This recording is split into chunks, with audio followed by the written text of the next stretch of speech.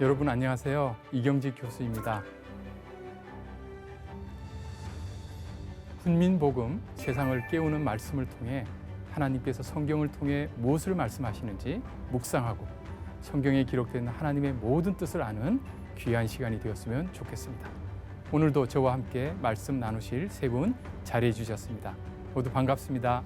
안녕하세요. 반갑습니다. 지난 시간 강의 내용을 살짝 우리 시청자들 위해서 정리하면 좋을 것 같은데요.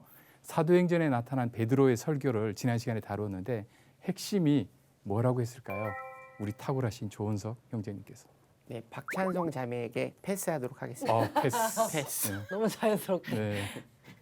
그 예수님께서 십자가에서 죽으시고 부활하셨음을 설교하지 않았나요? 네, 그렇습니다. 공생애에서만 만나면 안 되고 또 십자가에서만 머물면 안 되고 부활하신 주님을 만나는 데까지 나아가야지만 된다 하는 것이 지난 시간의 내용이었습니다.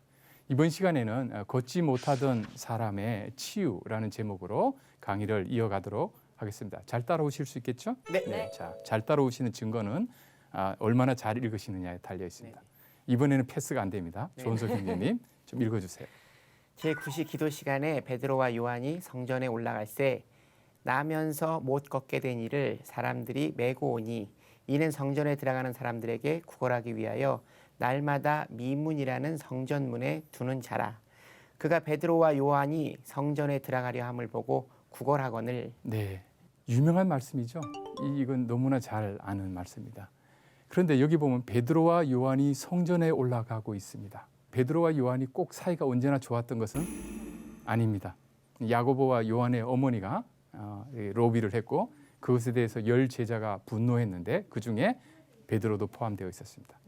그 사건이 있고 나서 베드로가 예수님께 조용히 나와서 이렇게 묻습니다. 예수님, 제가 사람을 7번 용서하면 잘했죠? 이랬더니 예수님께서 아니 70번에 7번까지 용서해. 그러니까 끝없이 용서하라는 말씀이죠. 근데 왜 베드로가 뜬금없이 예수님께 조용히 나와서 그 질문을 했을까요? 앞뒤 문맥을 보면 저 야고보와 요한을 제가 7번까지 용서하는 이런 제가 도량이 넓은 사람입니다. 이걸 강조했던 거죠. 그러니까 그렇게 물었다는 것은 마음속에 아직 100% 용서가 안 된 겁니다.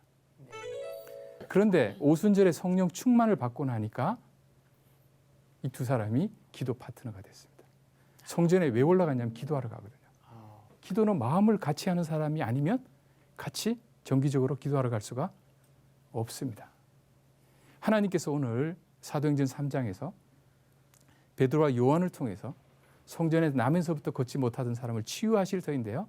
이 치유가 어떻게 시작되냐면 갈등하고 반목하고 라이벌이었던 사람들이 성령 충만하면서 한 마음으로 기도할 때 이 일이 일어났다는 사실을 기억할 필요가 있습니다. 그렇죠? 마태복음에도 보면 하나님께 예배하러 가기 전에 형제와 다툰 일이 있으면 먼저 가서 화해하고 와서 예배하라고 그렇게 말씀하시죠. 우리의 기도를 통한 우리의 사역이 힘을 얻기 위해서는 이런 화해, 일치, 용서가 있어야 됩니다. 이것은 우리 힘으로는 절대 되지 않습니다. 성령 충만할 때만 가능합니다. 유대인들은 특정 시간을 정해놓고 매일 성전에 가서 기도했습니다. 베드로와 요한, 부활하신 주님을 만났으니까 난 기존의 관습에 매이지 않을 거야. 이렇게 하지 않고 유대인의 관습에 따라 그 정해진 시간에 기도하러 갔습니다. 그런데 베드로와 요한이 올라간 이 구시, 이 시점은 뭐냐면 희생 제사를 드리러 올라가는 시기가 아니라 오후 3시에 제사 시간입니다. 그때 드리는 기도 시간입니다. 이것은 뭘 뜻하냐면 희생 제물을 드릴 필요가 없다. 예수 그리스도께서 이미 십자가에서 완전한 희생 제물이 되셨기 때문에 희생 제사를 드리는 시간에 올라갈 필요 없고 이제 그것이 우리에게 의미가 있도록 성령께서 오셔서 그 구원이 우리에게 적용되도록 하는 일을 구하는 기도 시간에 올라가고 있다는 것을 보여주고 있습니다. 칼빈은 이 본문을 해석할 때 상당히 선교적이다라고 말을 했어요. 그래서 유대인에게 복음을 효과적으로 전하기 위해서 유대인들의 관습을 존중하는 모습을 보여주셨다. 사도 바울의 선교 전략이죠. 유대인에게는 유대인의 방식으로, 헬라인에게는 헬라인의 선교 방식으로 가는 그 방식을 이미 처음부터 보여주고 계셨다라고 할 수 있습니다. 그리고 이 제9시가 어떤 시간이냐면요. 예수님께서 십자가에서 못 박히신 후에 다 이뤘다라고 외치신 시간입니다. 제 9시가 지금의 시간으로 몇 오후 시인 3시. 건가요? 오후 아, 3시. 오후 3시에. 네. 정확히 그 시간에 예수님 돌아가셨습니다. 예수님의 죽으심으로 성취된 이 구원이 이 시간에 성전 비문에 앉아 있는 이 나면서 걷지 못하는 자에게도 적용된다 하는 것을 보여주시는 겁니다. 베드로와 요한이 성전에 들어가려고, 왜 성전에 들어가는 거죠? 기도하러 들어가는 거죠. 기도하러요. 예배하러 들어가는 거죠. 그런데 이 사람은 성전 문에 있어요. 성전에 들어가질 못해요. 왜 들어가지 못할까요? 장애인은 들어갈 수가 없었습니다. 하나님의 벌을 받았다고 생각해서 못 들어가게 했습니다. 유대인들은 자기들의 관습 속에서 많은 사람들을 배척하고 있었습니다. 성전에 들어갈 꿈도 꾸지 못하고 그저 들어가는 사람들에게 구걸했습니다. 그런데 이 사람이 이 구걸하는 일은 의미가 있는 일이었어요. 왜냐하면 당시 유대인들은 다른 사람에게 자선을 베품으로써 의를 이루어서 구원을 얻는다. 자기의 의로서 구원을 얻는다고 생각했어요. 그러니까 이 사람은 유대인들에게 굉장히 좋은 역할을 하고 있죠. 네. 고지가 있어야지 주는 사람이 생길 거 아니에요. 그렇죠? 그래서 어떤 고지는 뭐 힌두교나 이런 데서 내 고마운 줄 알아. 나 없으면 당신 적선 못한다. 이렇게 말하는 사람도 있거든요. 당당해요. 당당한 거지. 그런데 자기는 거지잖아요. 뭘 할 수가 없잖아요. 그러니까 내 의로 구원받을 수 없다는 걸 또 뼈저리게 느끼는 사람이에요. 이 틀에서 못 벗어나면서 구원에 대한 소망을 놓아버린 사람이에요. 뭔가 유대인의 율법이라는 게 앞뒤가 잘 안 맞는 것 같아요. 예. 그를 통해 우리가 구원받는다고 했는데 장애인은 또 예배당에 들어올 수 없다. 예. 이게 잘 안 맞는 것 같아요. 자기의 율법이. 노력, 공적으로 구원을 얻기 때문에 장애인은 공적을 이룰 수 없다고 본 것이죠. 그러니까 굉장히 오늘날 말하면 능력주의, 엘리트주의인 것이죠. 이 사람이 할 수 있는 것은 은과 금을 구하는 것밖에 없었던 거죠. 그래서 다음 구절을 우리가 볼 필요가 있습니다. 자, 찬송자매. 베드로가 요한과 더불어 주목하여 이르되 우리를 보라 하니 그가 그들에게서 무엇을 얻을까 하여 바라보거늘 베드로가 이르되 은과 금은 내게 없거니와 내게 있는 이것을 내게 주노니 나사렛 예수 그리스도의 이름으로 일어나 걸으라 하고. 아멘. 아멘. 여기 보면 이 사람이 구걸을 했는데 반응이 일어났어요.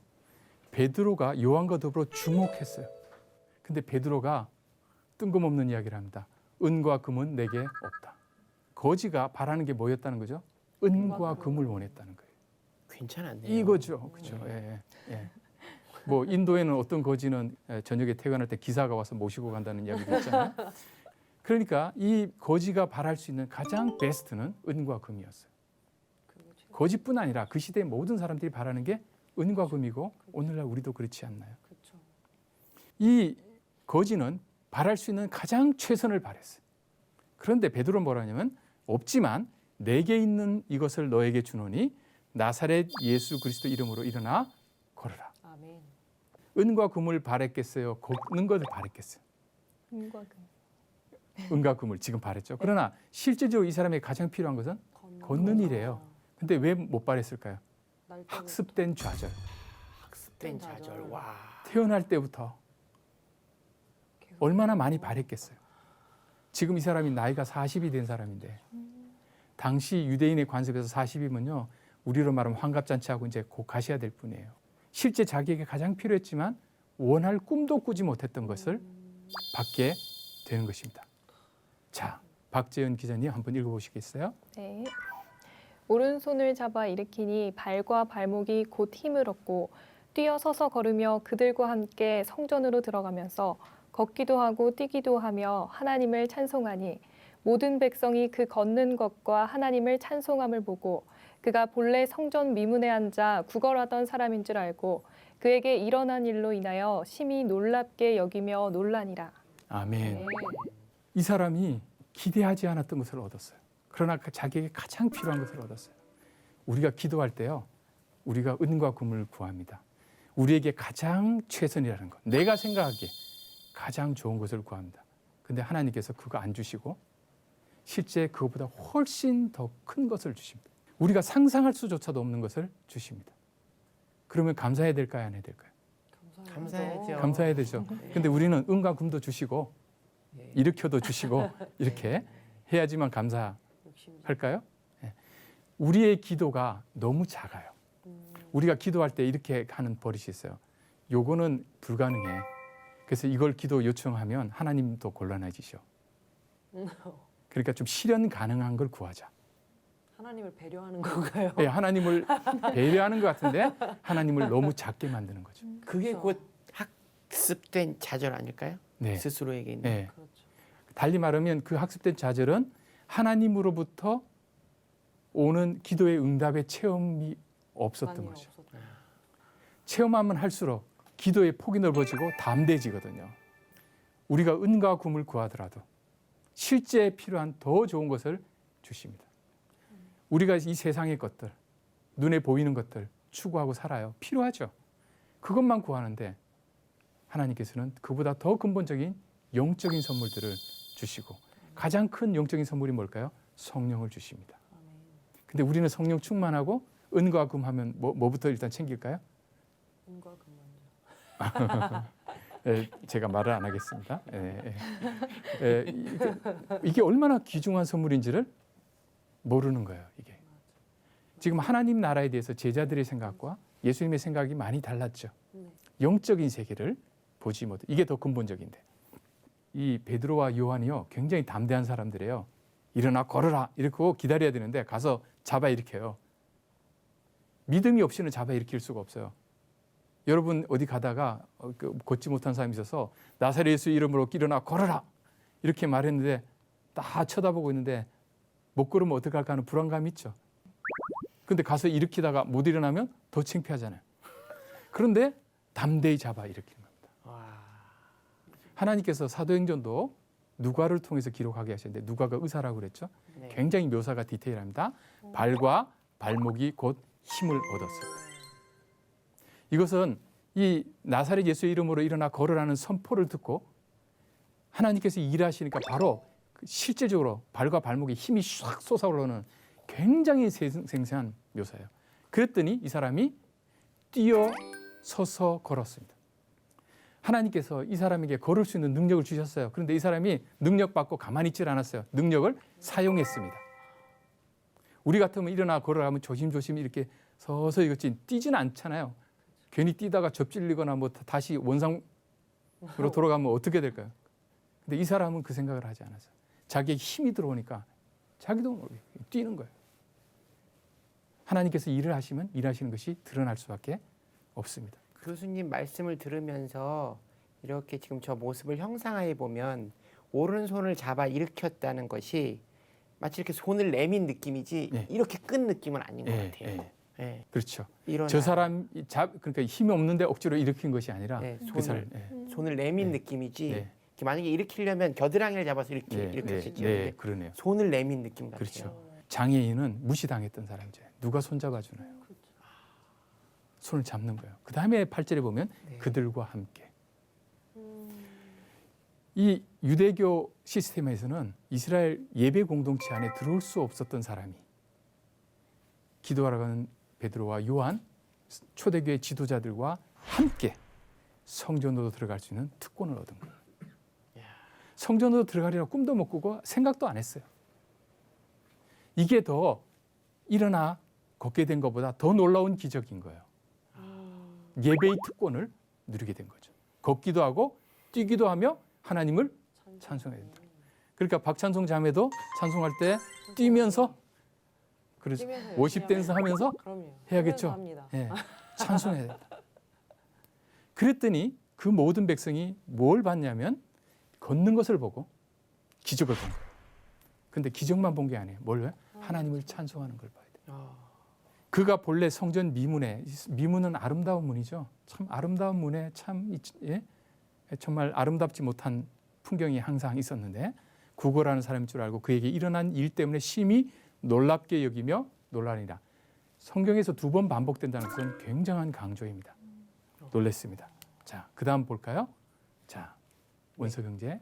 나은 사람이 베드로와 요한을 붙잡으니 모든 백성이 크게 놀라며 달려 나아가 솔로몬의 행각이라 불리우는 행각에 모이거늘 베드로가 이것을 보고 백성에게 말하되 이스라엘 사람들아 왜 이 일을 왜 놀랍게 여기느냐 우리 개인의 권능과 경건으로 이 사람을 걷게 한 것처럼 왜 우리를 주목하느냐. 복음서를 보면 예수님께서 성전에 기도하러 많이 가세요. 그리고 성전 청결 사건을 일으키세요. 네. 그러면 예수님이 이 미문을 지나가시면서 이 사람 봤을까요, 안 봤을까요?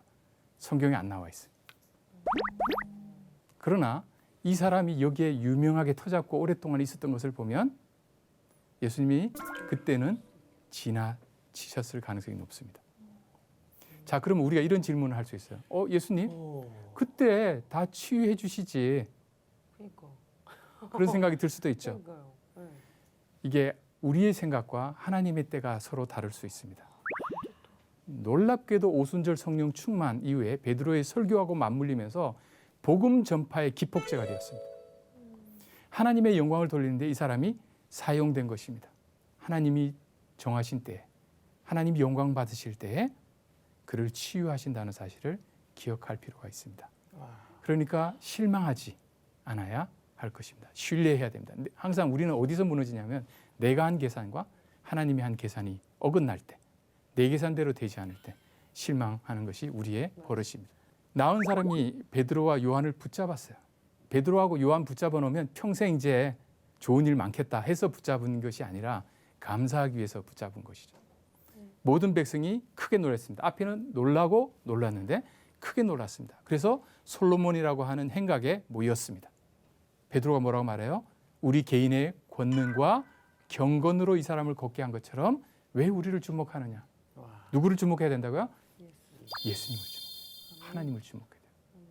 근데 아무리 말을 해도 사람들은 본능적으로 그 사람한테 매이고 그 사람한테 따라가는 일이 발생합니다. 자, 13절부터 읽어보실까요?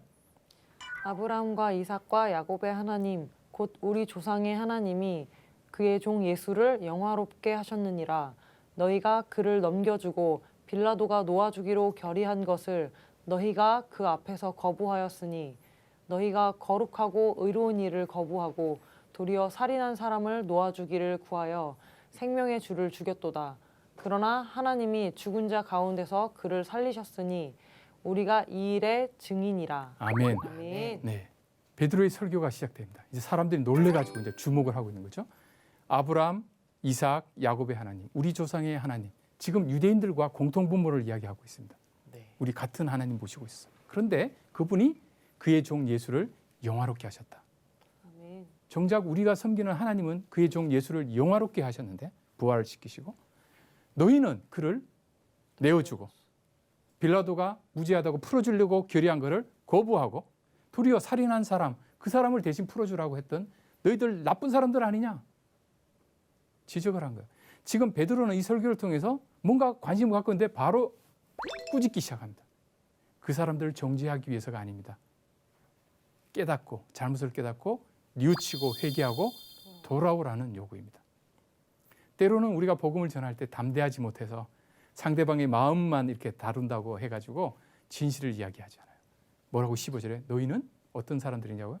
생명의 주를 죽였도다. 그러나 하나님이 죽은 자 가운데 그를 살리셨으니 우리가 이 일의 증인이라. 아무리 생명의 주를 모시는 교회 공동체를 그리스도인들을 죽이려고 해도 죽지 않는다. 하나님께서 살리신다 하는 이 부활 신앙이 있는 것이죠. 그리고 이것에 대한 증인으로 이 사람들이 나타난 것입니다. 자, 중요한 말씀 3장 16절 읽어주세요.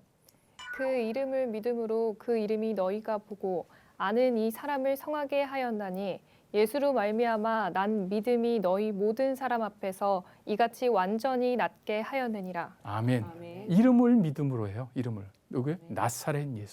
아멘. 이 사람이 회복된 것처럼 너희도 그럴 가능성이 있다. 예수님을 믿게 넣어요. 오직 예수. 여기까지입니다. 자, 질문을 좀 해주십시오. 궁금했던 게 그 베드로의 그 믿음은 그럼 어디에서 비롯된 것일까라는 생각이 좀 들어서 네, 네. 맞아요. 좋은 질문입니다.